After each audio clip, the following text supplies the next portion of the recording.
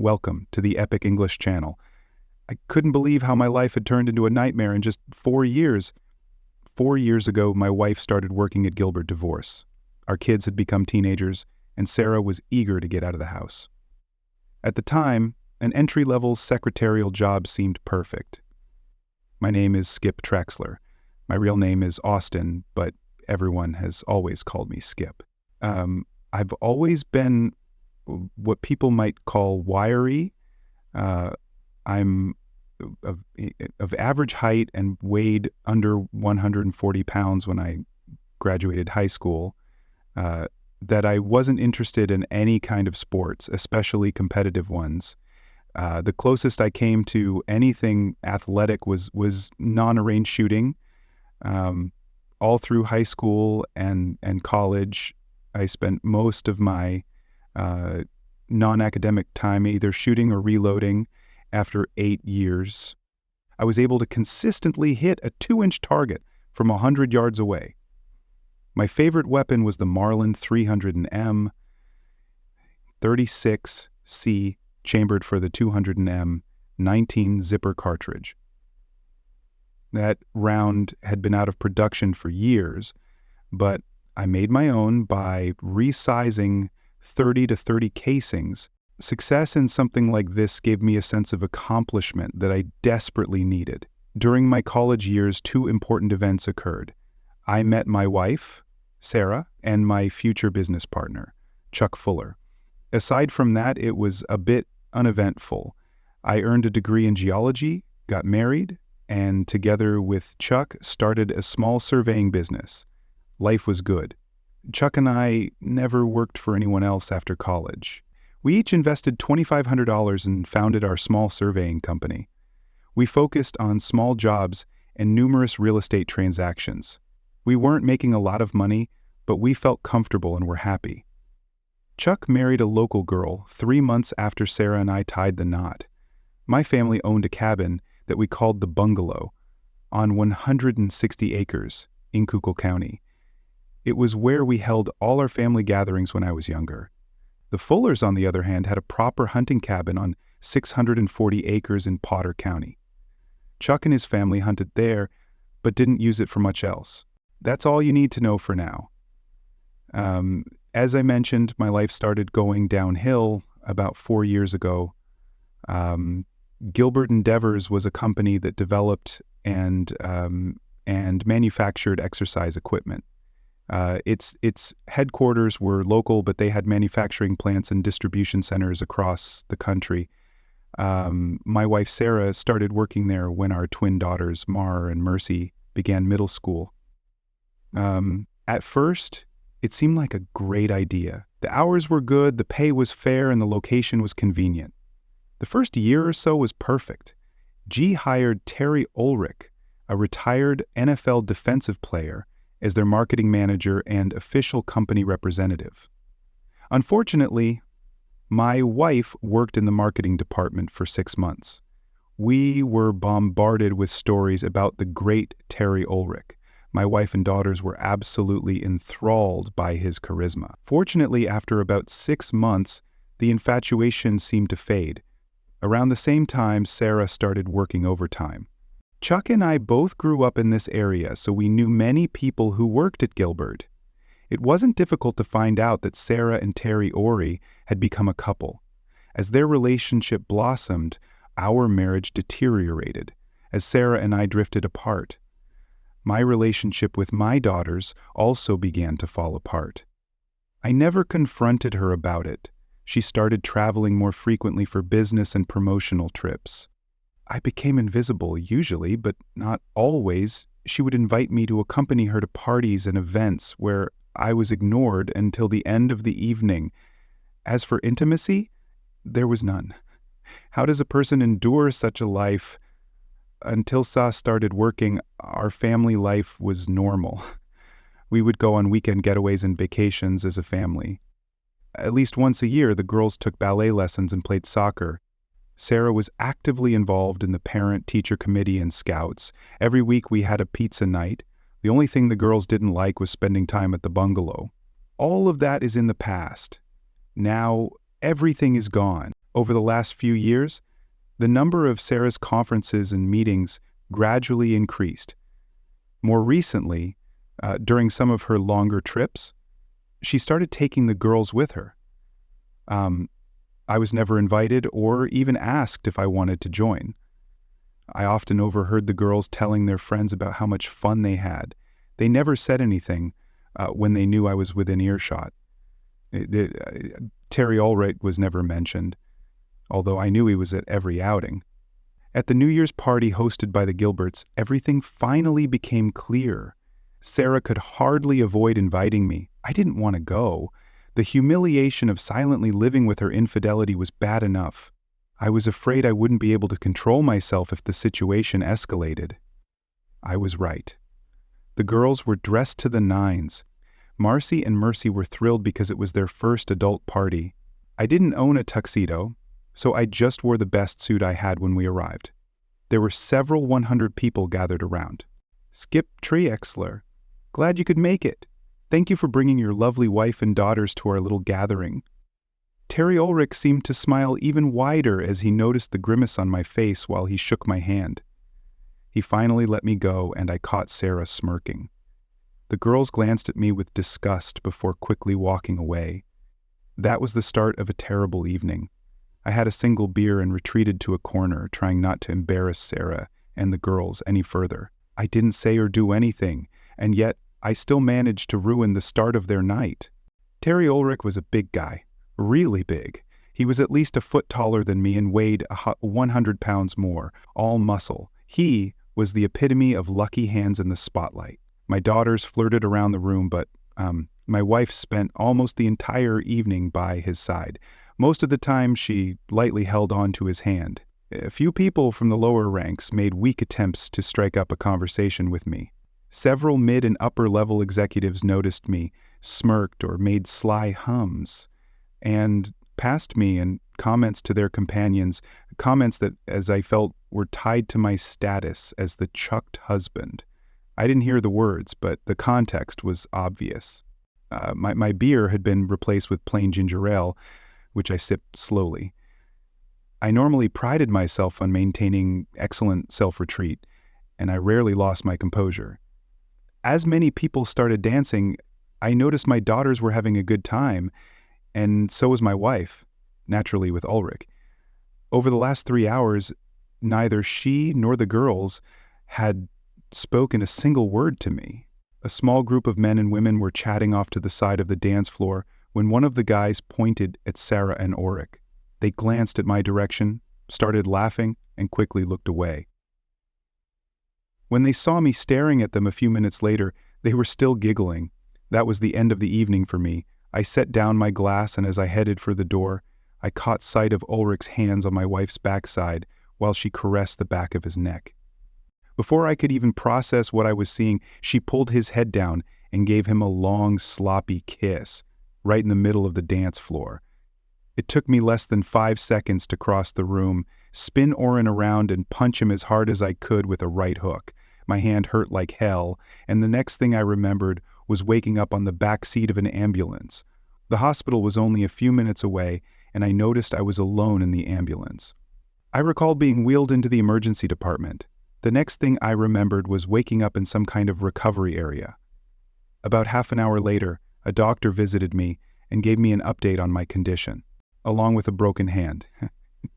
I had 3 broken ribs, a broken nose, 3 knocked out teeth, and 2 loose ones.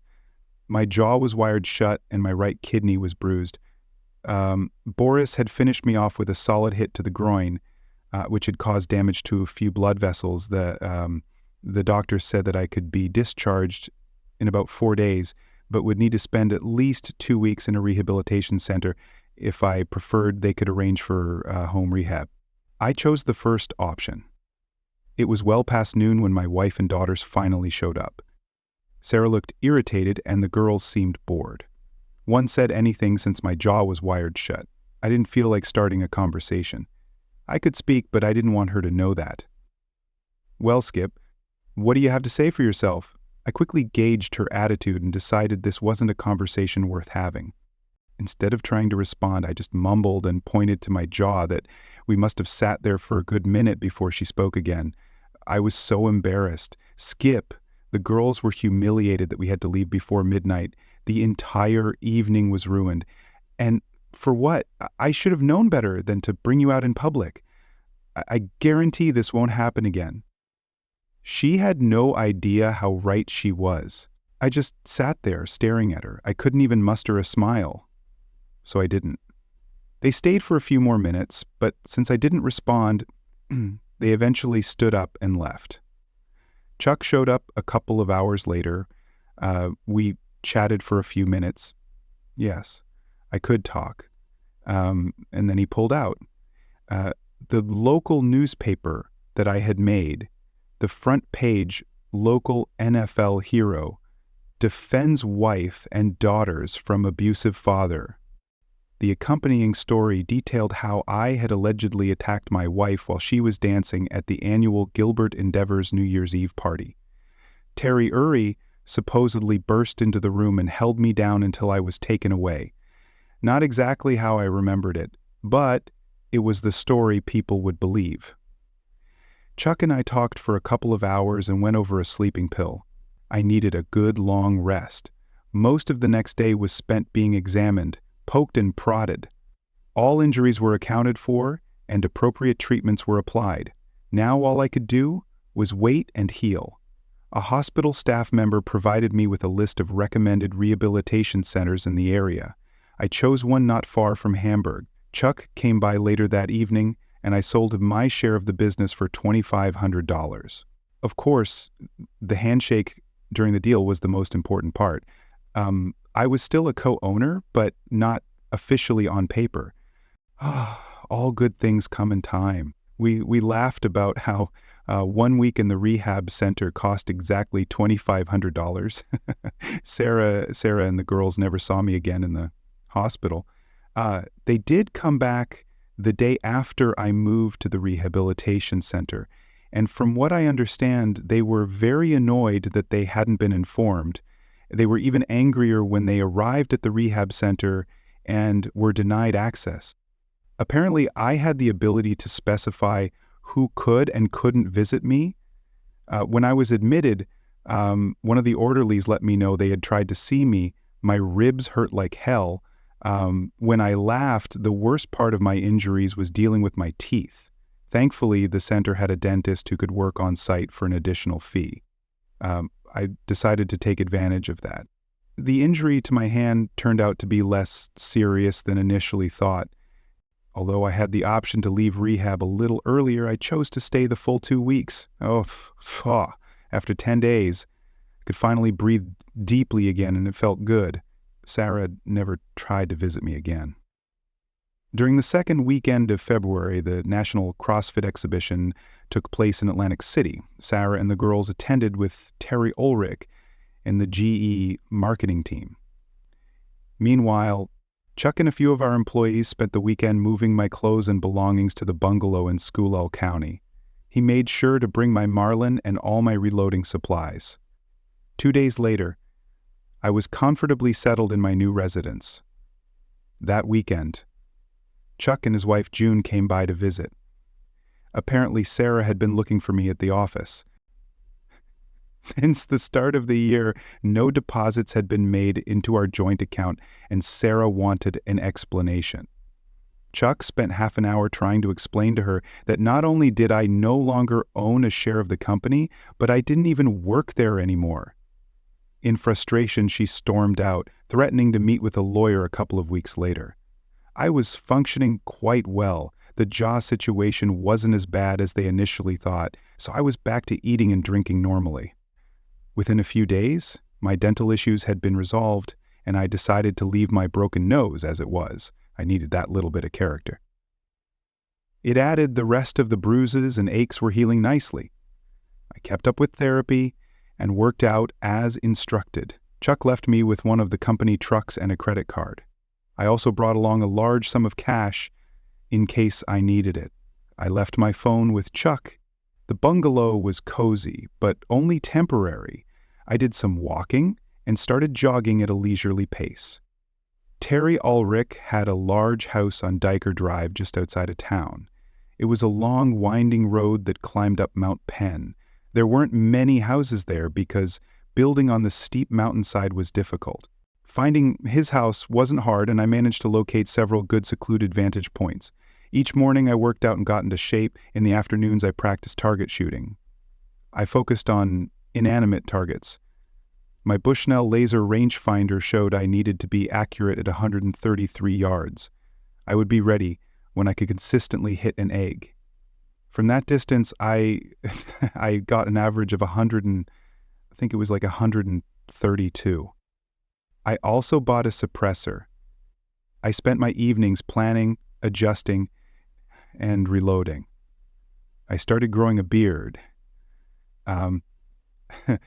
Chuck visited me about once every 2 weeks. Sarah had dropped by the office a few times, still trying to find me. After 2 months, she gave up. Chuck always brought a few newspaper clippings with him. Apparently, my wife and daughters were continuing to enjoy a social life with their new benefactor. He must have been fully supporting her by now because I hadn't done anything. Oddly, Sarah and the girls were still living in our old house, which I didn't quite understand. It was time to move forward. I started going into town early in the morning to scout for a good vantage point to observe Terry's house. He was a creature of habit. I never expected someone his size to be a swimmer, but every morning he swam 50 laps. Naturally, the pool was heated. That weekend, I headed to Potter County. Moving from the bungalow to the cabin was a welcome change. No electricity, no plumbing, no cell signal.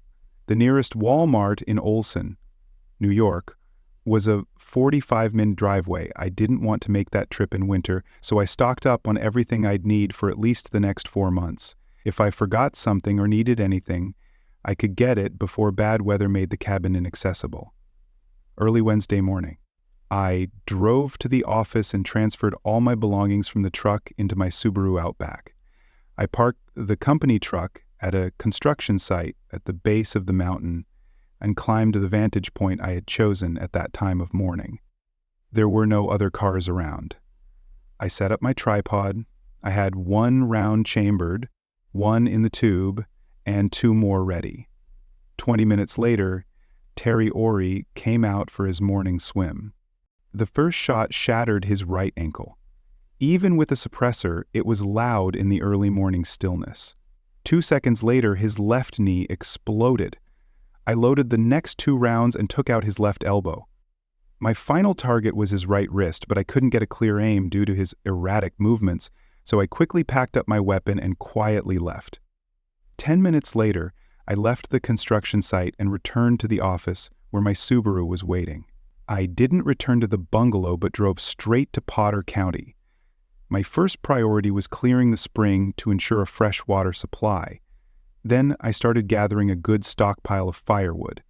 Thankfully, the cabin was waterproof and well insulated. LED lights were much better and cheaper than the old kerosene lanterns that had been there before.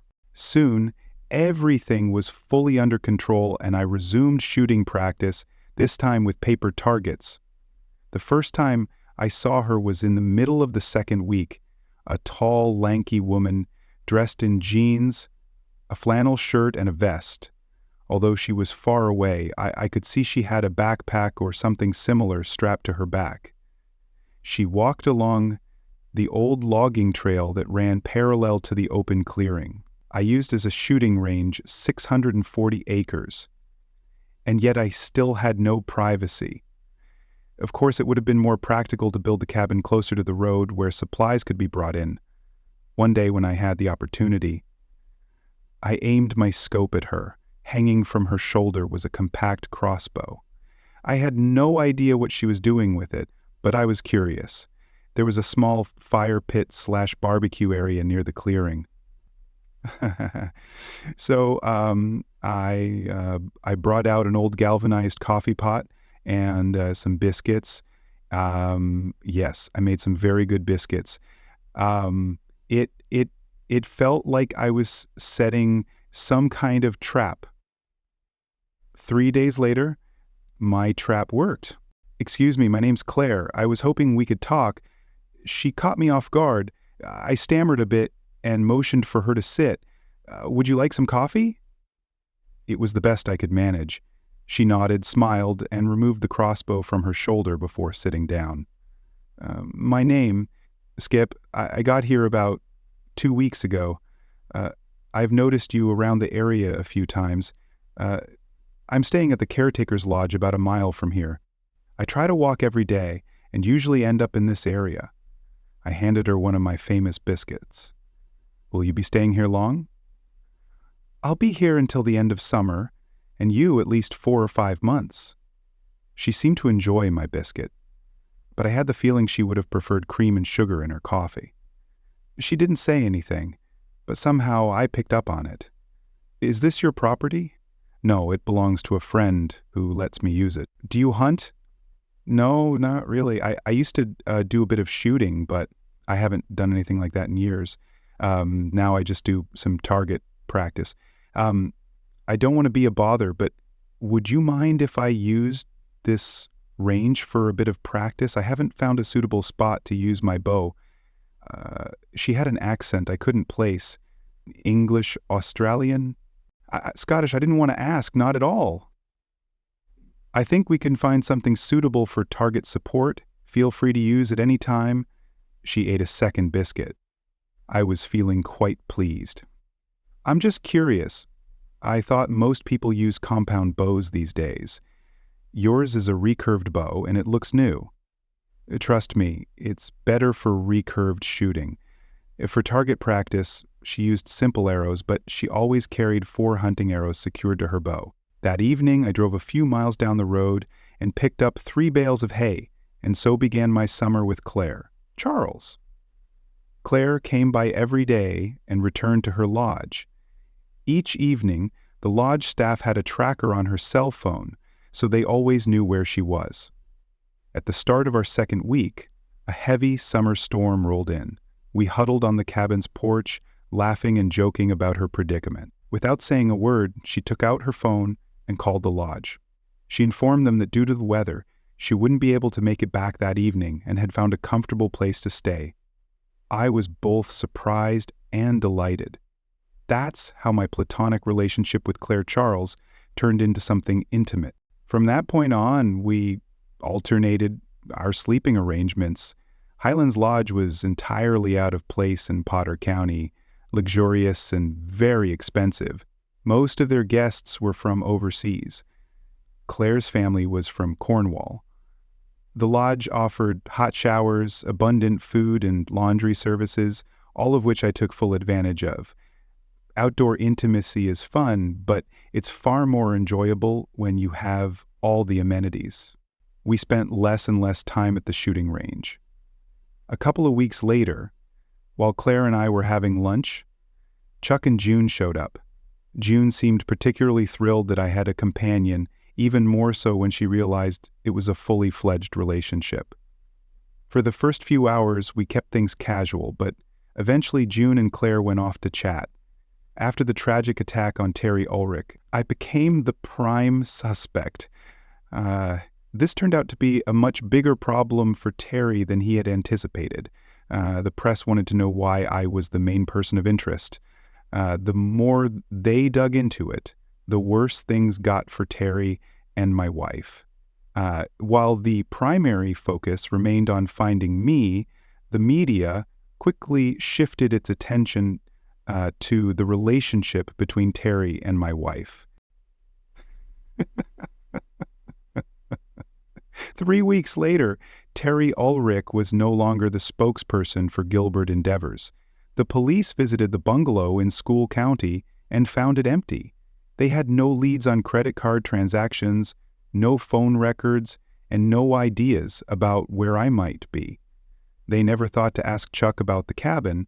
Chuck mentioned that Sarah had stopped by the office several times, unsuccessfully trying to figure out my whereabouts. She seemed somewhat desperate, as her financial support had begun to dry up.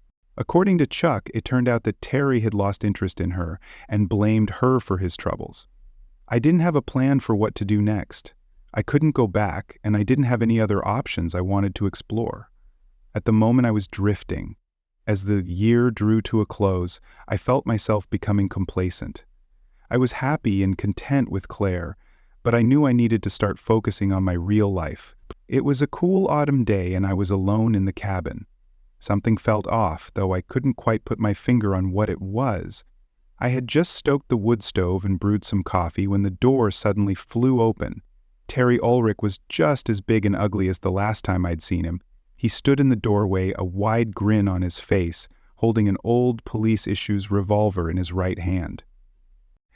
He looked unsteady and held his left arm at an awkward angle as though trying to maintain his balance. We simply stood there, staring at each other. I expected some profound words of vengeance, but none came. Coffee. You bastard. I've spent over $10,000 trying to find you. No, I don't want any damn coffee. Well, what can I do for you? I know it was you, you sneaky little prick. Your wife told me you spent plenty of time shooting targets. I hope there's a 911 service here because you're going to need it. His face grew red and swollen as he spoke, and he seemed to be working himself into some sort of frenzy. Suddenly, a look of shock crossed his face.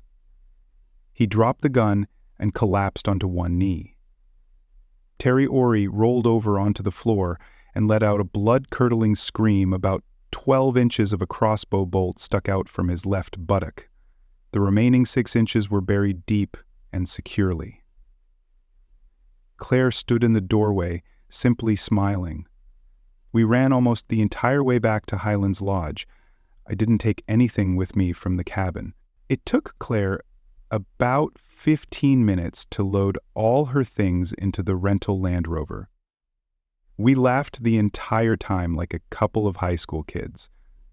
We finally calmed down to a somewhat normal state.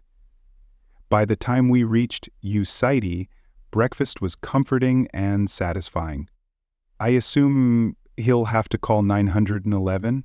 I shot him with one of my hunting bolts fitted with a 3-blade broadhead. It has to be cut out. It can't just be pulled. He'll probably have to lie on his stomach on a stretcher when they take him to the emergency room.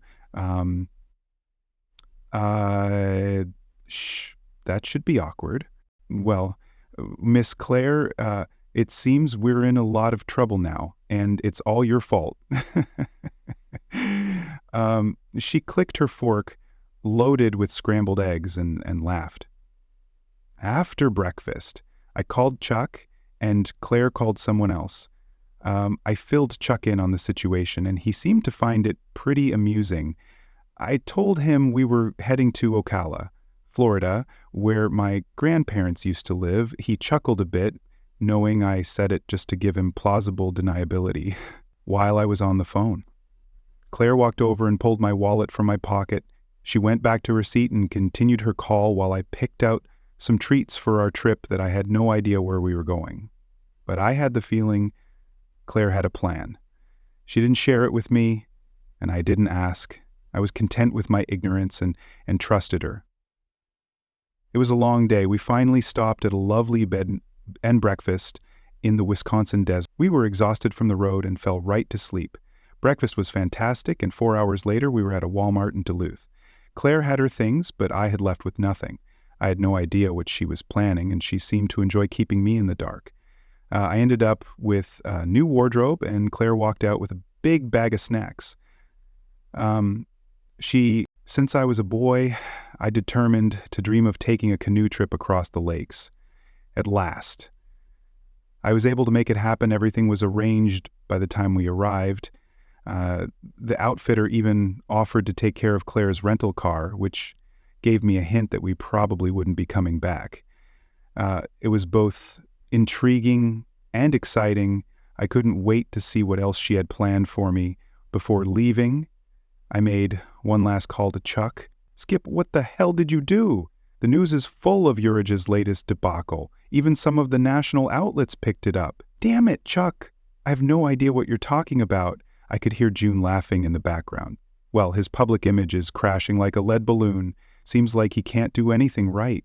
Couldn't have happened to a nicer guy," I said, finally getting to use the line I'd always wanted. "By the way, skip the divorce move. Brilliant." Sarah didn't see it coming, and it hit her hard. Not sure how you managed it, but it seems to have worked. She has no idea what to do and no money. Chuck. Trust me, I'm not joking. I have no clue what you're talking about. I haven't even spoken to a lawyer. Are you sure about the divorce? Yup.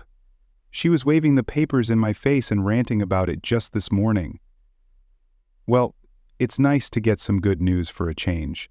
By the way, could you stop by the cabin and arrange for someone to pick up my things and car? No problem. Where are you now? Moss Bluff, Florida. I'm looking for a trailer to rent. Claire was standing on the dock, waving at me. The canoe was loaded to the brim. I silently thanked my parents for making me go to Boy Scout camp when I was younger. At least I didn't feel like a complete idiot in a canoe. For the next 6 days, we paddled through the lakes. Every night, we set up a new campsite. Claire knew exactly where she was going and used her phone's GPS to guide us. I simply followed along and enjoyed the journey. The best part of the trip was making love under the stars by midday. The next day, our adventure continued at a small dock on a remote road. We were met by a man. He and Claire embraced and started speaking in French. About half an hour later, he handed Claire a set of truck keys along with a large envelope. We unloaded our things from the canoe and drove off. Looking back through the rear window, I saw him pushing off from the dock. I was in the driver's seat, and Claire began rummaging through the envelope. I think I'd better get used to calling you Clinton. Naturally. I gave her a confused look. She giggled and handed me a Canadian driver's license with my photo on it. The name on the license read, Clinton Barfield. You're kidding, right? Nope. You're Clinton Barfield now, and you've got a shiny new Canadian passport. She waved it proudly in front of my face. Are we in Canada? Of course. Silly for days later, we landed in Nuuk. 2 hours after that, we arrived at Claire's family home near Street Hostel. It felt like I had been born there. I was comfortable and content. I was quite nervous about meeting Claire's family. The mansion was enormous. Her father invited me to join him in his study. Along the far wall stood an elegant walnut gun cabinet. I watched with interest as he reached inside and pulled out a rifle. He handed it to me with a smile. It was my Marlin 336C, complete with its chamber. That's when I knew I was home. Epilogue. I never saw or heard anything about Sarah or the girls again. Chuck and June continued to receive strange Christmas cards every year from Mr. and Mrs. Clinton Barfield. And they have no idea this year's card will feature a photo of us with our 3 children. I'm sure Chuck will figure it out. Was there ever really a Terry Ulrich? Thank you for listening until the end. See you in the next episode of Epic English. Take care of yourself and your loved ones. Goodbye.